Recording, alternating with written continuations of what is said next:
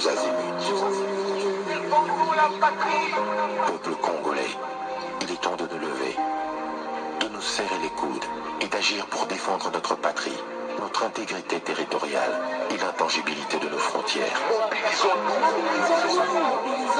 La République démocratique Batela Ekolo, Bendele Koyate.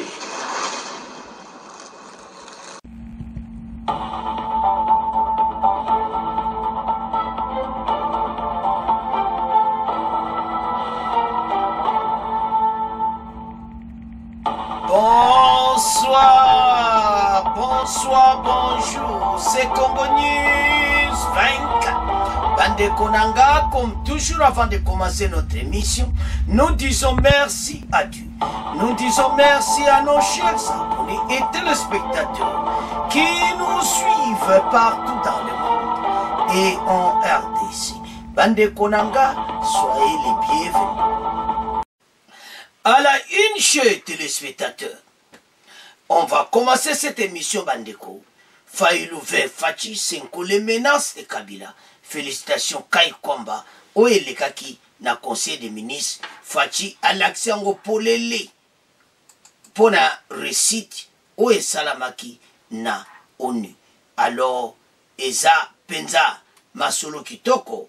Kai Kwamba Wakne Masolo Kitoko.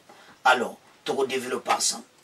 L'armée américaine sera déployée pour la sécurité dans l'Est. Donc, Makamozo qui ne peut pas aller à Kitoko, la finalité est comme il peut après, au Yokaka, Masolo ya nord, donc Makampene ko le kavre. Yango Congolais, Zara prêt pour Masolo Oyo, et Zaya Bissou, P, Machoyo, Toko gagner Yango, et puis Congolais, Aoza Soumakamako Bange Sili. Parce que Kagame Azambena sous pression. Et puis, USA dévoile, bandeko chaîne namoya NBC, va dévoiler ma kamto en satellite. Alors, so ma kabina satellite déjà gouvernement, Alibobi Mesango dit, guerre secrète Kagame Azako mené à l'Est, combien de soldats, bandeko 5000 soldats, et puis combien de morts au Bakoufi, alors, bandeko, toko développement de mission d'absolu. Chers téléspectateurs, émission Nabise Bandi et comitant tout cela ensemble Masolo Yamboka. Bandeko toko banda Masolo Nabsoka na wa mikolo e indi Fayulu bandeko na ndenge yake komona fachi pona makamba mboka alors yepa komi menasi. Yemo pe Fayulu ba Congolais pe bazotala e bazomone pe clarté pas ce dossier basango Fayulu azo memango na kati. Mais, ce qui est vrai, bangon opposition, ils aussi m'a insulté. Opposition soi-disant, par ces acatena et d'ici. Alors, bateau to a perdre autour de Kabila, bazamena ko menacer Faïlou. Pourquoi acquitter Kanabango? Tous les Katumbi, tous ces gens, bakomi oyokaka zéro. Donc, match ici là. Alors, et Zalokola, bango bakomi divisé. Donc il n'y a plus rien. Maintenant, côté Fatisiko forci. Faïlou, Azana ponaye o akaminango, ya basango, ya dialogue.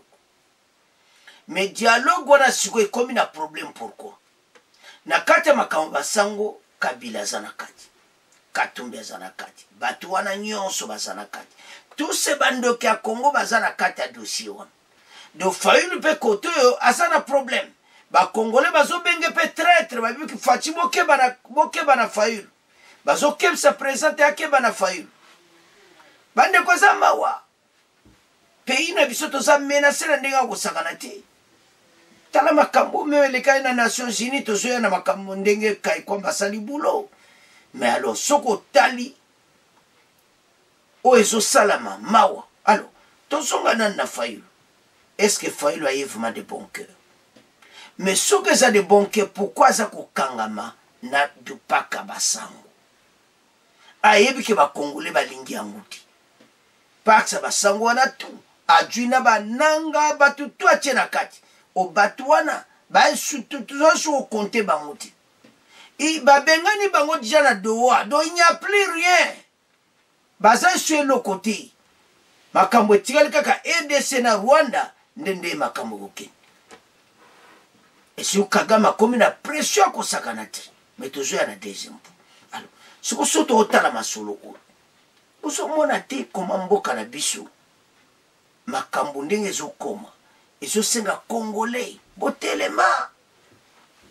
Pays oyo eza pays moko tozana nyonso. Totanga ba makambo ngo na ndezoleka. Basango, Kabila et tous ces gens.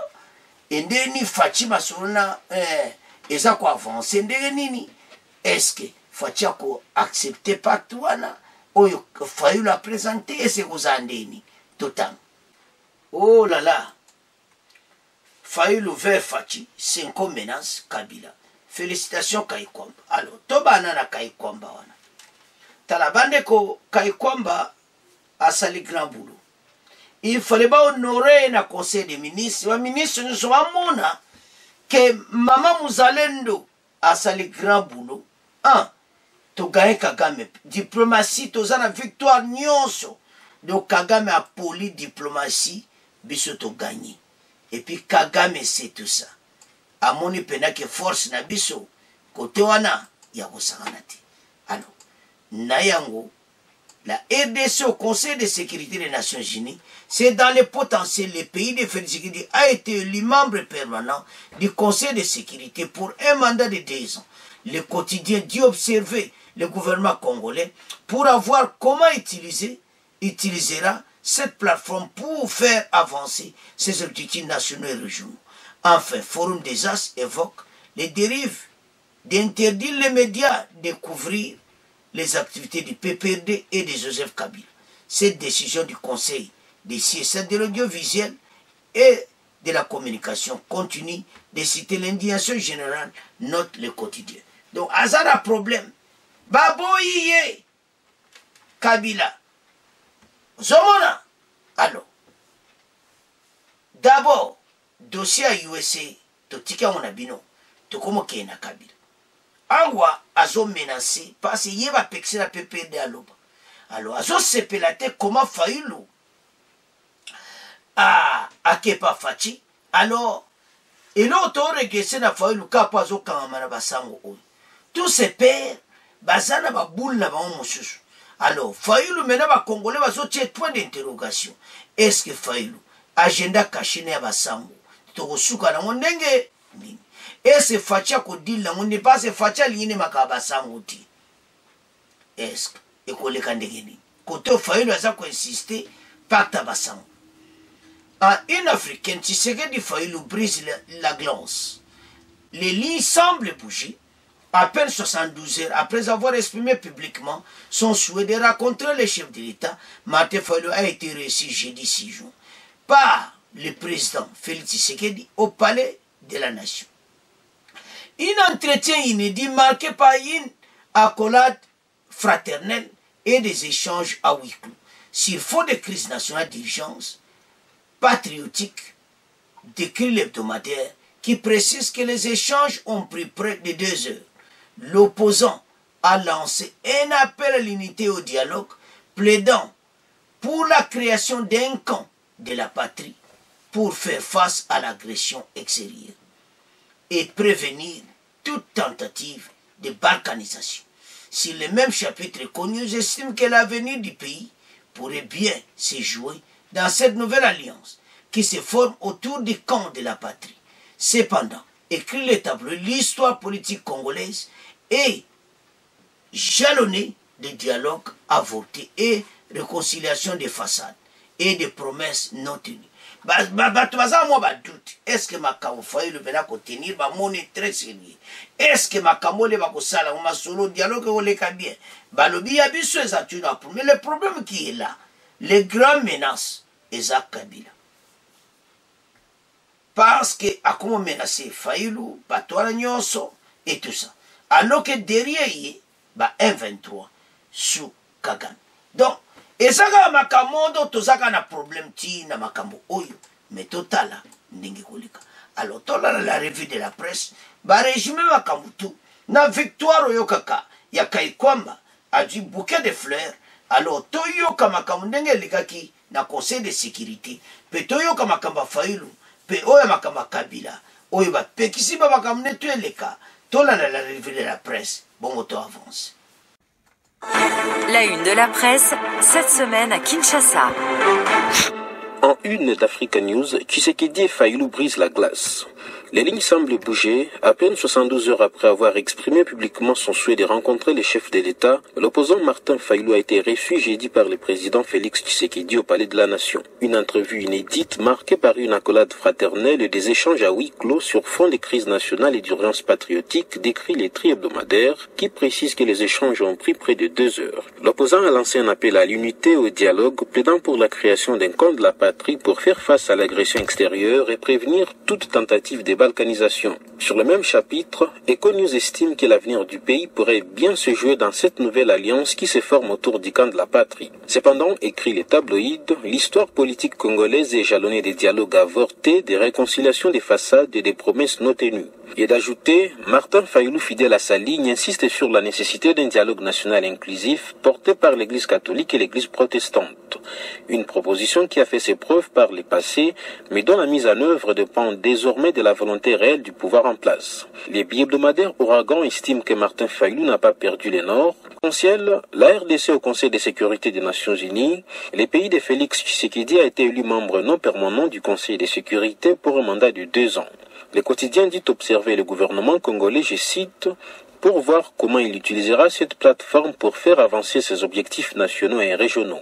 Enfin, Forum des As évoque, je cite, la dérive autoritaire du CESAC d'interdire les médias de couvrir les activités du PPRD de Joseph Kabila. Cette décision du Conseil supérieur de l'audiovisuel et de la communication CESAC, note les quotidiens, continue de susciter d'indignation générale. Bandeko tolandi la revue de la presse Kitoko. Donc on a tout détail. Commentaire à Mingezati. Mais l'autre Olobezaki. Fayulu bien accueilli. Masole l'équipe bien basarak sur 2 heures. Makamde biso tout ebi. Makamozo kende. Mais il y a un point. Où Fayulu a zako insister si basam. Bako soukande ini. Soki facha boine kaka. Et c'est Fayulu akotika la kaka. Wana. Est-ce qu'il aza pion ya bato wana pasa zaina bakabila po lelo bakabila kunko atake pone pasa kina bango côté bakabila na ba PPRD bakobenga Fayulu traître Fayulu so bende moi quelque chose c'est pas kabila erango parce que bango ba le bazolo ba yo za traître siko to suka alors PPRD a trahi tulena pona sikwa suka oya CCAS ya audiovisuel ya Bosembe l'activité PPRD na Kabila ko legal soute sur les chaînes na ba réseaux sociaux tout o meka te ba okanga yo wa ko meka ba okanga alors maintenant le quoi activité mo legal soute ba comme na problème sérieux ba comme na kanda ko sakanati parce que baza pena c'est fini pour lui. Et puis l'Assemblée nationale bah lobby même que Kabila en tout cas a sa souni na mbuka o. Ya te sa caméra sala musal bien ceux qui ont appuyé bateau bazo bomamboka ozana problème. Donc ozana hypocrite te caméra sala musal malamu na Assemblée nationale pour bateau nyonso bazana est wana. Baza balingi mboko uti. Si les aiment ces pays, ils vont détruire Mbokane Basaliwana. Appuyer, Kozalana Rwandais, Bayakoboma Bisso, les armées rwandaises. Oh, ça qui agression. C'est pour ça que tout le monde est ici, ça. Baramboka. En tout cas, ça dossier, bon, ça a été tout tika on a bino. Tout comme le cas, na, deuxième point, na Bisso. Awa, tout comme une diète massive, na point. Tokobananu, il y a oye panzani partout. Bitumba secret à Kagame. Kagame a une pression. Mais il y a bitumba mogo secret. Nakata mboka na biso. Nations Unies ont 3000 alors que maintenant ba satellite ba image nyonso ba bimisi. 5000 soldats. Et puis l'accès comment Kagame azo katsana ba bombe ba mortier ko boma ba Congolais. Et c'est tout sepela na. Non. Guerre moko secrète na katamboka na biso. To sepela te. Alors, moi extra na boko tala comment ba américain. Et ça NBC News mais pas déjà émission wana satellite. Satellite pas genre. Gouvernement américain mutu ba pesi. Alors, maintenant, l'accès au tout, la guerre secrète, ça veut dire que Kagame a toujours un problème. Makambo to sana bango, ezaka pona ko écarter bango. Ba américain ba kotika la EDC, ka pona ko écarter Kagame. Po aza déjà na kati ya mbeba likolo ya ko benda ba kolta. Ba limba la somba ka très clair, a bénéficier nango na ndenga propre. Koyiba akoyiba juste selon l'accord américain mais elo epesi mawanini ba ekobimisa makambo oyo la guerre secrète oyo Congolais nyonso akosatande te amona pena est ezaki akoyinda nana yindisi Kagame et azokota basoda ne jour et nuit bazokota clandestinement avec des mortiers, des bombes et même bakar oyo ya kosakana te biloko ya o bapesa na bato bamindele oyo et puis bakondane même baoccident ki bozo continue kosoutenir ye na makambo ya ONU yango akendaka si ONU yango Kagame armée ne bakomi kobimaka mais o asi kosala secrètement bakobosana yango te o elekaki na janvier o elekaki na décembre donc en tout ça des mortiers au Katsakuta Rwanda. Basali un camp. Et puis laksina bibembe. Oye ba Rwandais ba koufi. Ba Rwandais bazo déclaré bibembe. Yabatuna bango. Mais avec d'anonymat baza ko banga ba okanga bango. Oko déclaré ndekona koufite. Oko lo ba pone public mate. Mais bele ba tchétché ba photo na mona ba réseaux sociaux. Baza na chouati. Voilà dossier oyo. Alors, totangango bongo to avance. Tokobana na sewa na ndeto toloba le Rwanda aurait secrètement engagé des milliers de soldats dans l'est de la République démocratique du Congo. Parce que bon la vidéo est en anglais, yango na tanga makambo na français très bien ou comprendre enquête. Pour soutenir militairement les groupes rebelles. Selon une enquête publiée par la chaîne américaine NBC News, le reportage diffusé cette semaine s'appuie sur des documents confidentiels, des images satellites, des vidéos de surveillance et des témoignages de contractants militaires étrangers engagés auprès des forces congolaises.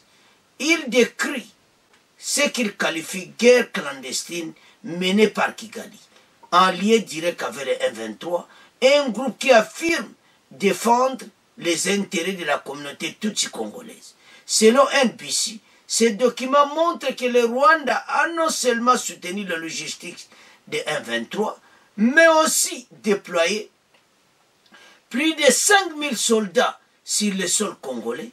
Les images analysées par la chaîne révèlent la présence des bases rwandaises à l'intérieur de la RDC, utilisées pour armer, entraîner et commander les troupes du M23.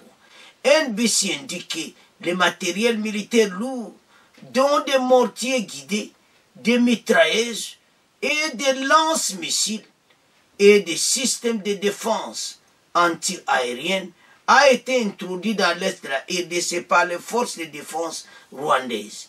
Pour éviter toute identification, les soldats rwandais, les combattants du M23, auraient été dotés d'uniformes et d'équipements similaires. Les armes auraient été rapatriées chaque nuit au Rwanda, selon les reportages.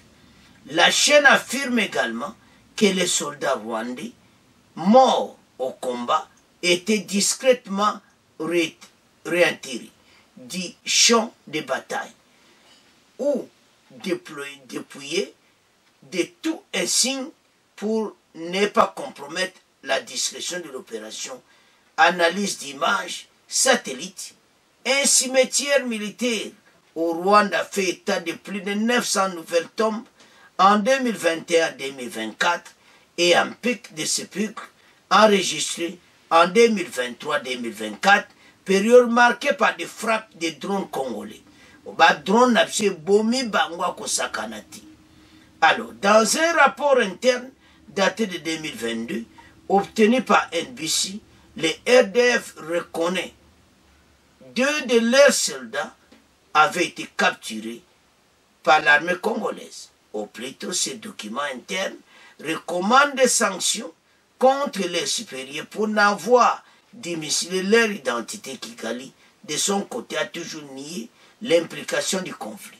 Bakangi basoda na bango na ba armes et bakangai bango na ba identité.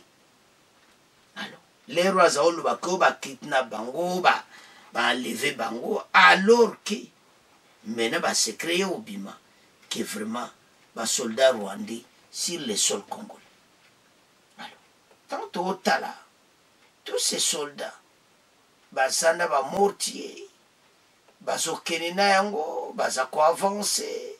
Donc ozomona clairement était guerre oyo ezalaki vraiment Rwanda abongisaki ne yango bandeko ezosala mawa mpona ndenge kotala koma Kagame a détruit mboka na biso. Tolana la revue de la presse après tokoya na armée américaine sur le sol congolais. In interviews with combatants, we were able to piece together an account of Rwanda's secret war. For the first time, we can see how Rwanda established field bases on Congolese soil, like this base, nearly 40 miles across the border, which was used to arm, train, and command M23 allies. The leaked footage also shows how the RDF flooded eastern Congo with heavy weaponry, including guided mortars, heavy machine guns, missile launchers, and even armored air defense systems. They established a network of trenches and fortified positions for Rwandan soldiers to directly engage in the fighting. The contractors we spoke to estimated that Rwanda's deployment in eastern Congo has grown to more than 5,000 troops. A spokesperson for the Rwandan government declined to respond to our questions, but said Rwanda acts in defense of its borders and has no territorial ambitions in the Democratic Republic of Congo. Along the way, there have been cracks in Rwanda's covert war. In May 2022, Congolese forces claimed to have captured 2 Rwandan soldiers on Congolese soil. Rwanda denied this, claiming the soldiers were kidnapped across the border. But NBC obtained the Rwanda Defense Force's internal report on the incident, confirming these soldiers were captured while taking part in an M23 attack on a Congolese military barracks. The report recommends punishment for their commander, who allowed his soldiers to participate in the attack while wearing Rwandan military patches. To preserve secrecy, Rwanda began to equip M23 and their own troops with the same unidentifiable uniforms and gear, making it nearly impossible to tell them apart. To prevent the capture and identification of Rwandan weapon systems, they shuttled them back and forth across the border to Rwanda every night. The RDF removed the bodies of dead Rwandan soldiers from the battlefield, and when they couldn't, they stripped them of ID and insignia. Despite these measures, the mounting death toll is becoming increasingly difficult to hide. Using satellite imagery, we counted one by one the grave sites in this Rwandan military cemetery. Since 2021, the cemetery has grown by more than 900 graves. The largest increase occurred between late 2023 and early 2024. During this period, the Congolese military conducted a wave of drone attacks within their own borders. There were so many Rwandan casualties, they nearly lost the war. This strike from January 2024 took out an RDF base and ammunitions depot near the Congolese village of Kiwanja. The attack killed Rwandan officers who were training M23 recruits. A spokesperson for the government declined to answer our questions about Rwandan casualties, but said our reporting on their military cemetery has, quote, no basis in reality. NBC News spoke with a former member of the Rwandan military who lost friends, mentors, and family members in the conflict. Their funerals, he told us, were strictly monitored and controlled. Fearing retaliation from the government, he spoke to NBC on the condition of anonymity. He provided us with documents and corroborating sources to verify his account. To ensure his anonymity, we're reading from a transcript of his interview. I have a family member. He's my cousin. He called me. He said the enemy is very dangerous here. He said we are very afraid. And he was shaking. You know, the voice was shaking. He died on December 31st, 2024. They bring you to the cemetery, they show you the coffin, then they bury, then you go home. After that, they follow up with the families, their conversations, if they're sharing what happened to them. They're supposed to stay silent. For many Rwandans, grief is more powerful than fear. NBC News found and verified 91 examples of Rwandan families who defied authorities by posting funeral notices of relatives who died in eastern Congo. When someone is dead, sometimes you have nothing left to fear. They have nothing to lose.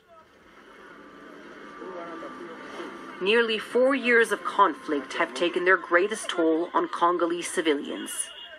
Millions have been forced to flee their homes to escape the fighting, often over and over again. And Rwandan attempts to hide their presence is only making matters worse. A leaked report from January 2024 shows how the RDF and M23 established this small fortified position, then kicked out the entire nearby village to maintain secrecy. Over the course of the war, many of the displaced found shelter in refugee camps around Goma, the region's largest city. But Goma is now occupied by M23 and Rwandan forces, and many are being displaced yet again. Satellite images show thousands of tents and temporary structures in one of these camps being completely dismantled.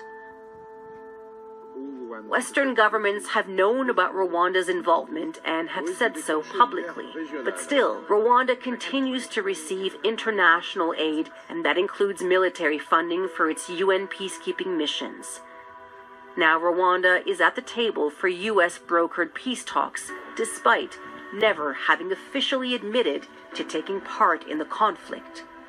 It will also allow millions of displaced people to return to their homes, to safer communities, with new economic opportunities. The U.S. is promising speedy investment into eastern Congo's supplies of rare earth minerals. It's an attractive offer for President Kagame. Under the proposed deal, Rwanda would profit from this mineral investment and exit the conflict without accountability for its secret war. Bandeko makambo eza minene. Makambo tozoloba eza très sérieux. Bolandi wana bazo katsa na ba monte sikoso lota combien et puis Kabila yo ozala na ba place ndenge wana ba congolais ba non nandi pete Kabila ozonga sona yedisi so batu batali kaka ndenge Rwanda osala et puis meneye banaki makamoto ya osala baza ko travailler na Kabila secrètement. Ça fait mal, il y a plusieurs morts. Ba Congolais ba perdre ba vie na bango nde bolandi wana me ba Rwandais 900 soldats rwandais ba enterré kuna nangam parce que ba drone na bisa EDC ko boma bango en vrac leto za olwa ki bazo kufebele baza ondimate mais en biwa be mass satellite ba lobi ndenge cimetière na bango mata ki doa kosakanati et puis bolandi wana ba Rwandais ba kwa koloba tende kuna kufi parce sa mission secrète ba koko élever ba voite mais pas musu ba sien ke na bango parce qu'on est peuple ndé kuna kufi ah tala président rwandais en tout cas boyebi ezosala mawa comment bato nyonso perdre la vie. Et ça soni ya Rwanda parce que maintenant azoluka na ba négociation américain ba osala oyo mais na mutuna ça na problème. Mais lo ezosala mawa yani malgré tout ça Occident azo ba secret ba opesika mbongo oni ombongo oni wana ye mbongo oni ausomba armes za koboma biso. En tout ça dossier comme éclair. Kagame ces hommes basés sur le sol congolais, baso mener tout et mener ba image satellite on est comme sous preuve. Donc il ne pourrait même pas nier ça malgré ça toujours nié. C'est sa fin. Et voilà comment pays n'absou et quoi avancer dans nzela wana. Bande que nous allons gagner cette guerre pour la libérer. Ba avancement à niveau ya osakanate satellite makamubele. En tout cas, a décidé et tozala vraiment sécuriser les pays. Ba minere bimagal souté mboka RDC comme riche. Passe avec tout. Kota oyo makamoto ba bongsi. Mais mboka bonga bato ozo misala partout. Parce qu'ils vont aller travailler faire des autoroutes à l'est, c'est ça souci na bon. Mais oyo ko na poka lelo. Armée américaine a zobonga. Makamango yango wana descendre sur le sol congolais. Et puis il y a la délégation déjà basée sur le sol congolais. Donc voilà la situation. Alors, tout ce qui est maintenant la deuxième partie, l'armée américaine basée à Kosala, investissement ça va milliards de dollars. Et puis bah kotonga banzela, bah moni qu'il faut armée américaine basala. Et puis bah black water en basala. Donc pays après nebi qui après ba kotika on va firme on a privé ne ba black water ba continuer musala mais là ba osenga fa desi ba continuer toko benga na bango tous à la solide ensemble pour le développer en boucle parce que bato ata ba meki biso ça va gagner total. Les États-Unis font pression pour un accord visant à stabiliser l'Est du Congo tout en garantissant l'accès aux minéraux de la région.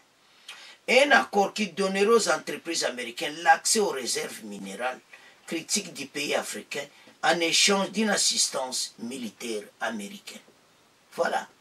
Ces stats militaires américains les amènent à confirmer et puis Makambo, ils ont très bien.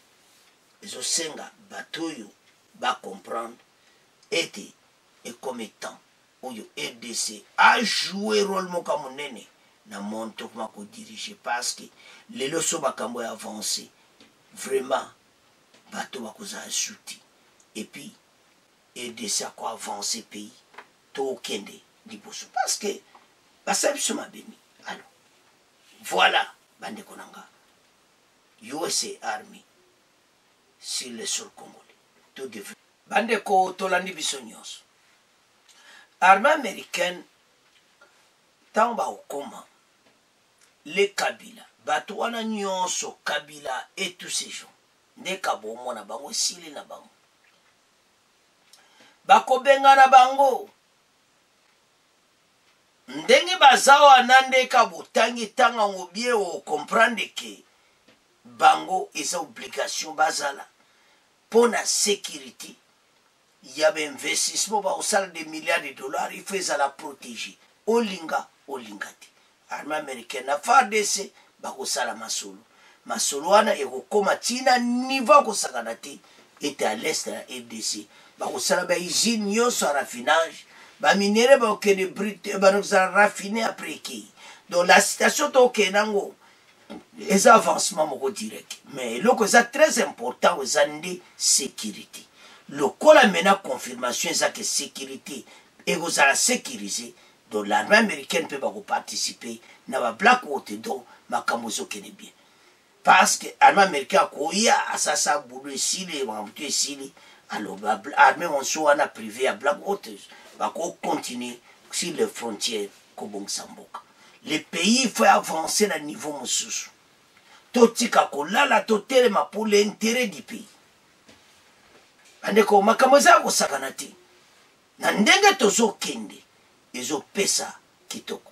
mais biso to comprendre ete ce pays eza pays moko akosakana te toza na nyonso babinere wana nyonso ya omona États-Unis azolenga badémocrate moto basala biso baretard mais avec barépublicain lokola baavance na niveau wana makambo te ezokende bien bandeko toi bato mome baarme foto twango bamweshe pasi mpona kosala baarme vous avez besoin de la RDC alors ntango biloko ya tootala mboka na niveau eza ya makasi boye mais eza ya kosakana te bakongolais totelema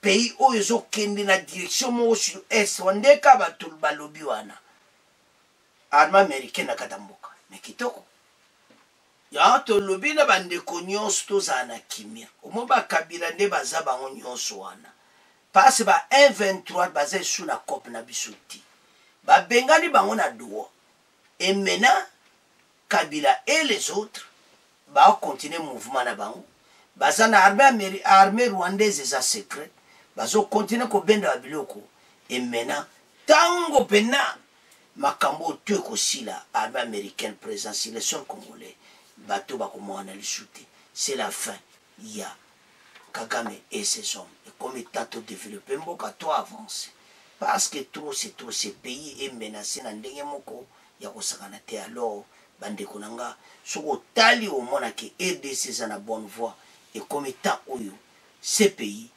ekende liboso et puis tobosa nsue le côté voilà la RDC et comme penda partout tout le monde azo bénir yango que voilà masolo kitoko alors c'est à ce point tokomo clôturer émission na biso continue kosambona au revoir.